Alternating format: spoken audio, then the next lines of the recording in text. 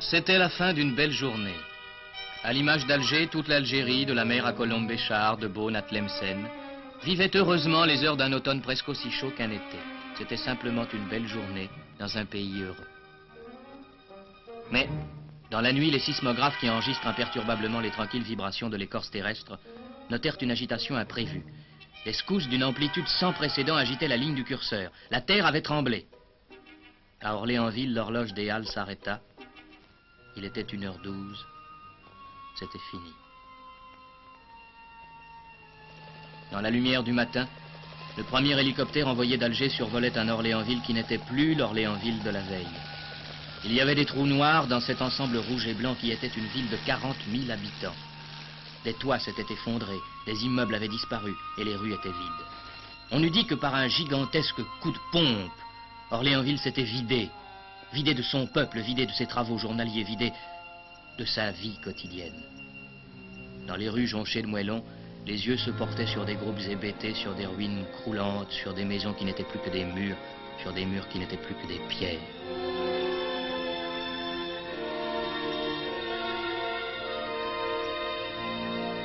Ici, c'était le lycée de jeunes filles. Un lycée que toutes les villes de France pouvaient envier à Orléansville. Il avait été comme découpé au rasoir. Le centre avait disparu.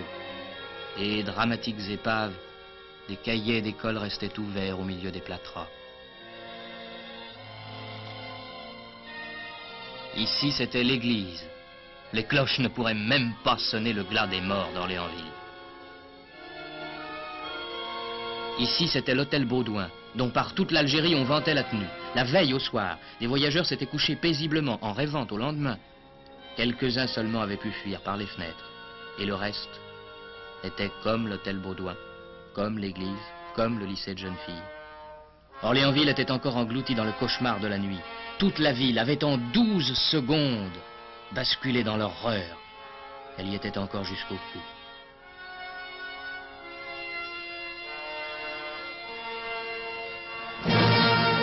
En France, les journaux traduisaient le drame de la nuit. Dans le monde entier, les capitales s'alertaient. Et dans toutes les langues, un long cri d'horreur commençait à s'élever. D'Alger, aux premières heures du jour, le gouverneur général Roger Léonard était arrivé. Avec le maire d'Orléansville, il jaugeait l'immensité de la tragédie, l'énormité des pertes, l'urgence des secours, la grandeur des besoins. Il semblait d'ailleurs que l'ampleur de la catastrophe grandit à chaque heure. Ce n'était pas qu'Orléansville, mais toute une province qu'atteignait le désastre. On savait qu'à 6 kilomètres, Ponthébat, un grand village agricole, était blessé à mort. Et d'autres, plus loin.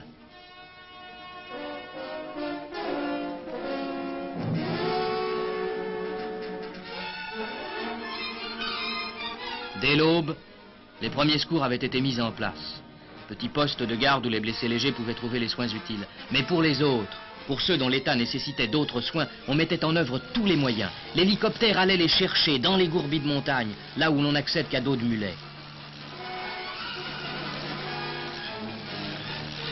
Dès les premières heures, l'aide internationale se manifestait. D'autres hélicoptères envoyés par l'armée américaine relayaient les hélicoptères algériens.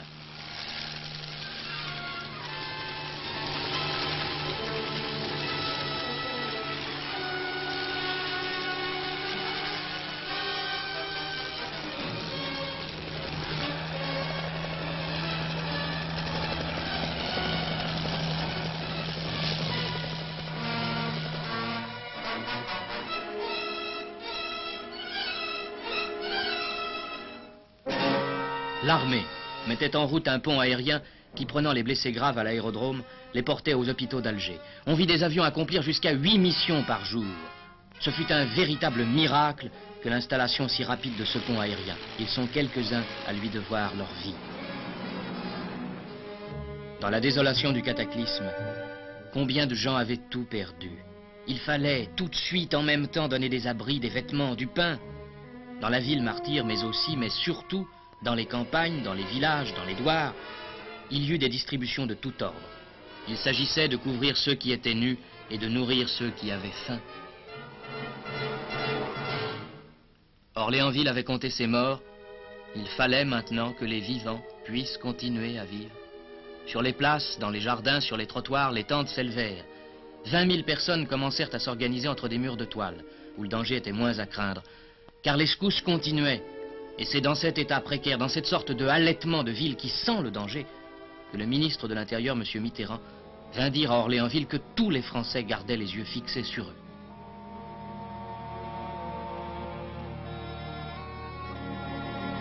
En France, en effet, le drame avait créé une stupeur qui ne s'éteignait pas.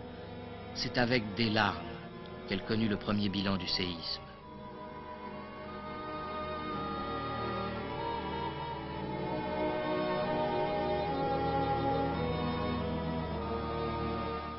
On dénombrait déjà 700 morts que les ruines s'amoncelaient encore sur des cadavres inconnus.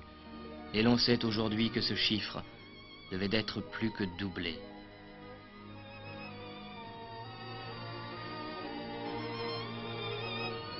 Car, après les premières journées où les cercueils s'amoncelaient, on devait chaque matin dans les journées suivantes rencontrer à travers la ville ces cortèges sans apparat qui indiquaient qu'un mort nouveau avait ajouté son nom à la liste funèbre. Et les vivants, ils avaient tout perdu, il manquait de tout. On voyait chaque matin aux portes de l'hôtel de ville ces foules qui venaient tout demander, aussi bien un toit provisoire que le pain de la journée, mais aussi bien que le pain de la journée, des nouvelles d'absents qui peut-être n'en donneraient plus jamais. Ce n'était pas seulement en effet le drame d'Orléansville, ni même le drame d'un canton, c'était un drame à l'échelle d'une province.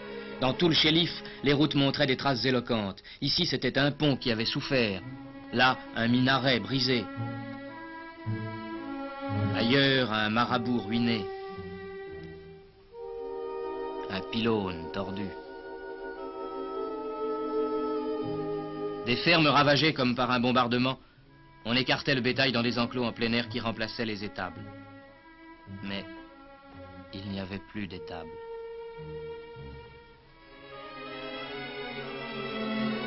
Parfois, devant un gourbi écroulé, un enfant sanglotait. Et qui pouvait le consoler?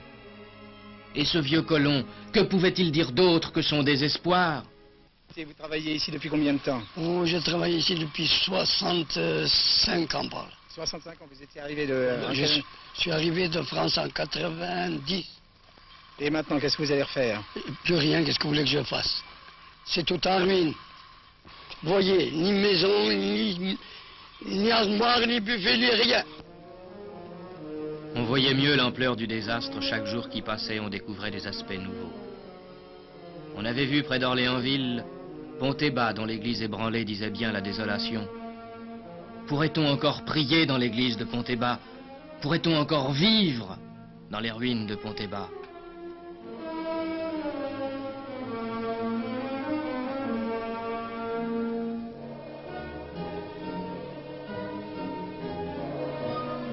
On avait vu aussi Anoto. Anoto n'était plus qu'un tas de pierres, découpées par les vides de ses 6 rues.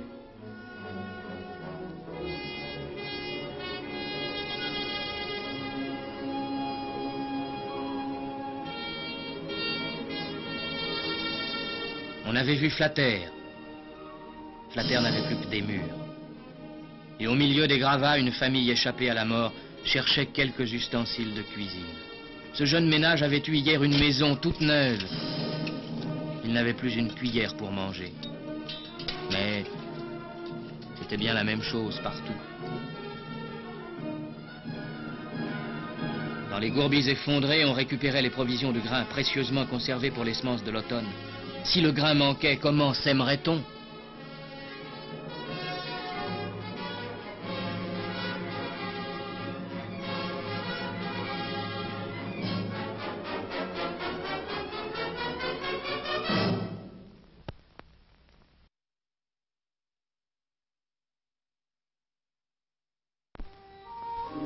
La même chose partout. Même les morts n'avaient pas été épargnés. Le tremblement de terre avait secoué les tombes de Flatter.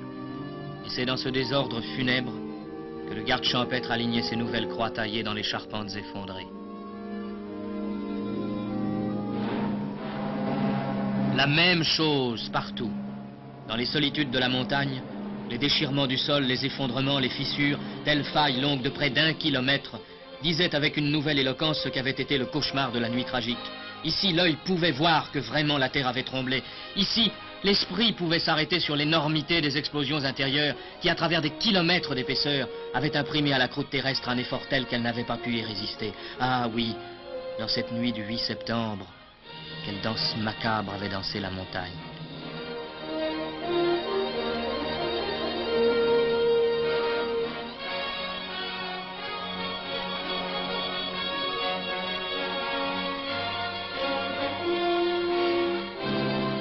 C'était encore le petit village arabe de Beni Rached. Et lorsqu'après avoir vu Anoto et Flatter ont connu Beni Rached, on put dire qu'il s'établit un grand silence. Le drame était partout. Le malheur était partout. Il fallait le rechercher dans les douars isolés, sur les pentes désertes, dans les vallons perdus. Les hélicoptères de la Croix-Rouge, tous les jours, plusieurs fois par jour, prenaient leur équipe sanitaire et s'en allaient, seuls véhicules appropriés dans ces régions sans route. Dans les petits centres, des ambulances de fortune avaient été dressées. On y voyait arriver, convoyés par leurs parents, des sortes de cadavres qui n'avaient plus de vivant que les yeux. On y amenait pêle-mêle tous les malheurs et toutes les souffrances. Misère de ces êtres qui s'étaient soudain réveillés sous le poids des pierres de leur maison. Misère de ces petits qui n'avaient encore rien compris et qui ne pouvaient rien comprendre, sinon qu'ils avaient mal. Et des ambulances volantes couraient les routes et les pistes. On peut dire aujourd'hui que l'effort de la Croix-Rouge et du service médical fut à la hauteur du malheur. La peur régnait toujours. Des secousses nouvelles, peu graves mais inquiétantes, tenaient l'attention en éveil. La Croix-Rouge évacua d'Orléansville la plupart des enfants.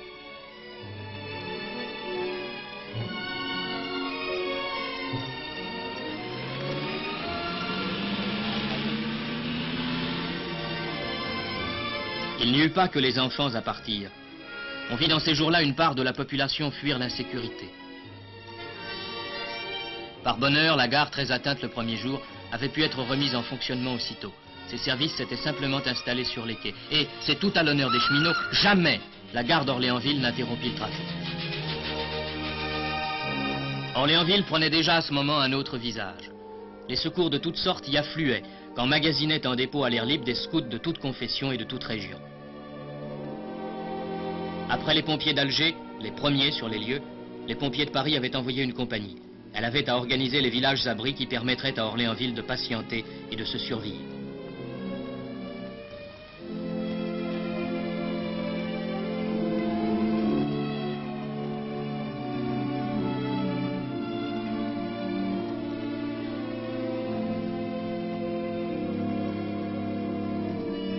C'est donc sous les mains des pompiers de Paris qu'on vit naître une série de villes de toile où les 15 000 sinistrés d'Orléansville purent rétablir un commencement de foyer pendant que se montaient les premières maisons préfabriquées commandées pour remplacer les tentes.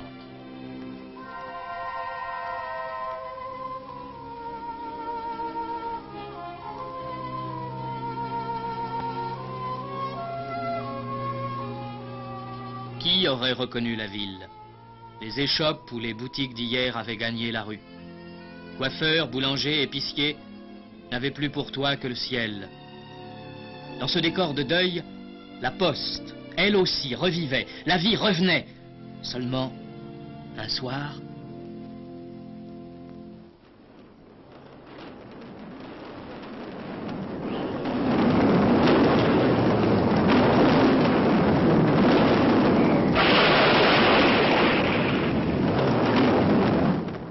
Cette secousse-là achevait ce qu'avait commencé la première. Sans doute il n'y avait pas de nouvelles victimes, mais des ruines nouvelles s'ajoutaient aux ruines. C'était la caserne. C'était la sous-préfecture. 85% des immeubles d'Orléansville ne pourraient plus être sauvés. Alors, dans ces jours incertains, dans ce climat d'insécurité, dans cette sorte de drame qui devenait permanent, on vit quelque chose d'immense et de magnifique. On vit ce que, aux heures les plus tragiques, peut faire le simple courage des hommes. On vit les équipes de déblayage s'accrocher aux ruines avec une ténacité d'insectes. On vit les équipes se succéder de jour et de nuit à la lumière des projecteurs.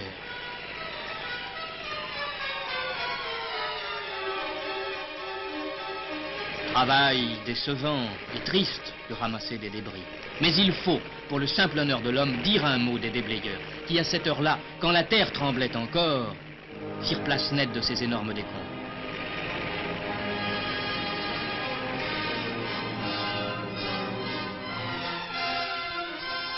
Parfois, dans ces immenses enchevêtrements, des cadavres se découvraient encore.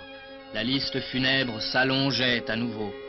On peut dire aujourd'hui, à la lumière des derniers rapports, que plus de 1500 hommes ont trouvé la mort dans le tremblement de terre du Chéliff, plus qu'en Grèce l'an dernier.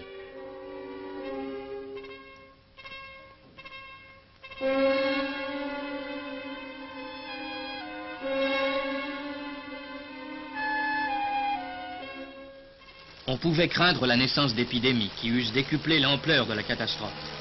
Les hélicoptères de la santé publique déversèrent des nuages de produits. Il n'y eut pas d'épidémie.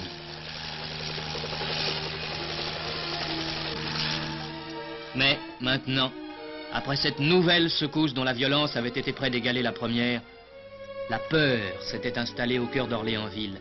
Elle disait, cette peur, que le temps d'Orléansville était fini et qu'il fallait fuir coûte que coûte. Et ce fut comme un nouvel exode.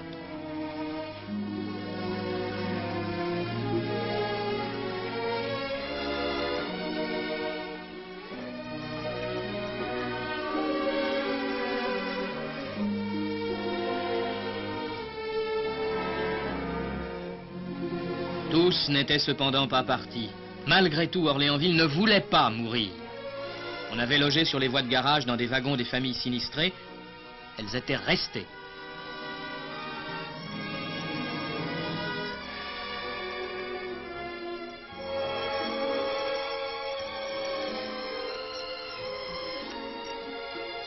On relogeait dans des villages de toile d'autres familles sinistrées. Elles s'y établissaient courageusement. Et une sorte de vie, au milieu des promiscuités, des incommodités, des nécessités, dans la gêne et dans la pauvreté égalisatrice, recommença à se faire jour.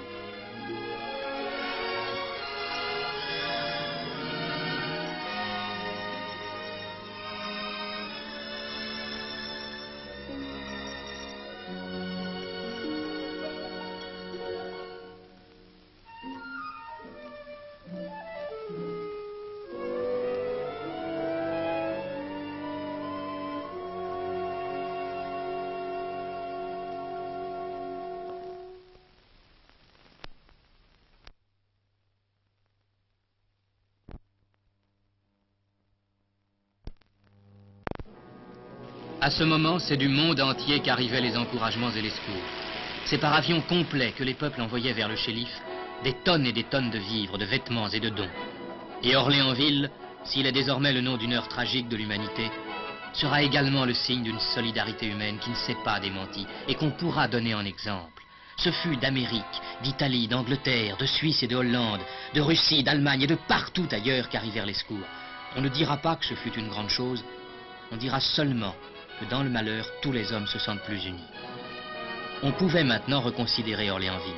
Il en restait une ville, une organisation sociale et urbaine qui, dans d'autres temps, retrouverait son visage habituel. Que le palais de justice s'ouvre dans une tente, que la sous-préfecture ait des murs de toile, c'est le signe d'une misère, mais c'est aussi la marque d'une résurrection. Et la confirmation en était déjà donnée, car la Poste avait dans ses abris de fortune rouvert tous ses guichets et rétabli tous ses circuits.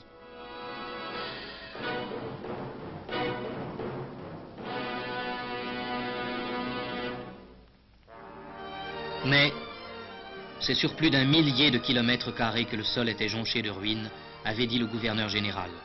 Il était revenu avec le député de la région, Saya Ménoir, qui a perdu dans le drame 12 personnes de sa famille, mesurer le lourd tribut payé au désastre par la population musulmane. À ces milliers de familles démunies, on s'était ingénié à porter secours par des distributions immédiates. Maintenant, on y ajoutait des biens d'usage qui leur permettraient de reprendre le cours de leurs travaux et de leur vie journalière.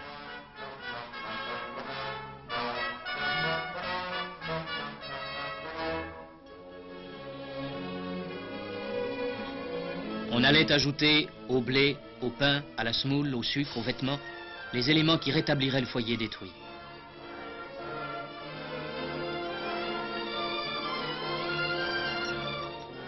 Si, dans les petits cimetières à flanc de coteaux, des centaines de nouvelles tombes s'étaient ouvertes, les vivants au moins verraient refleurir une espérance. On décida que chaque foyer détruit serait reconstruit, que le gouvernement assurerait l'argent nécessaire et fournirait les moyens de reconstruction. Et chaque paysan de la montagne alla recevoir les premiers 20 000 francs alloués pour ramasser ses pierres et relever ses murs.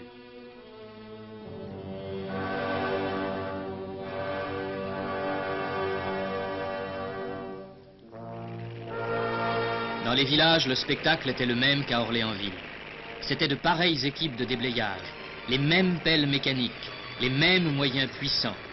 Et l'opération, qui autrement aurait duré, et peut-être menée au découragement, fut rapide pour laisser tout de suite la place libre aux rebâtisseurs.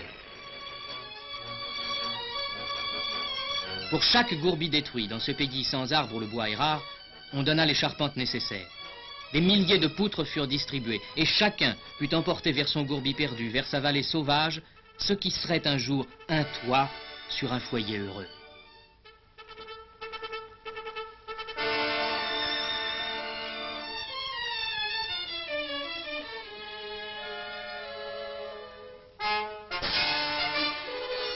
Déjà, au hasard des chemins, on pouvait voir des groupes relever les murs de la maison détruite. Scène d'une simplicité patriarcale, où s'évoque le plus authentiquement le sens de la famille. Ils sont tous là, ils s'aident tous, ils construisent ensemble l'abri qui les réunira. Il y a là comme une lumière de vérité. Sur ces murs de pierre et de terre, on posera demain la charpente, on alignera ces solives brutes qui ont encore le goût et la forme de l'arbre, et cette espèce de squelette de bois prendra soudain, la dernière poutre fixée, un sens plein, le sens que donnaient naguère les maçons de chez nous au bouquet que le plus jeune allait accrocher au toit à la maison terminée. Et toutes ces perches qu'on aligne en ce moment sur tous ces murs hier démolis, c'est le signe rassurant et noble des maisons qui renaissent, de la vie qui se réveille.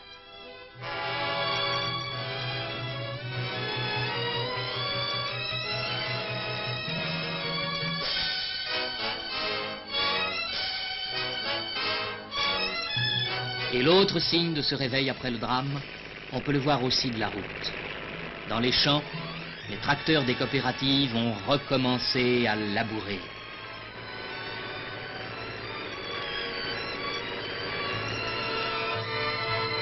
Mais le symbole le plus émouvant, c'est celui qu'évoque sur le front des ruines d'une ferme du doigt Ramis, cet attelage de bœufs devant un vieil araire. Les ruines sont toujours là, mais la terre ne peut pas attendre. La récolte prochaine, c'est maintenant qu'il faut la semer. Et l'homme, sur qui sans raison la terre s'est vengée, l'homme qui porte encore sur lui sa ruine et peut-être son deuil, l'homme a quand même repris la charrue, il reconstruit sa maison, il prépare sa récolte, il n'a pas de temps pour le désespoir.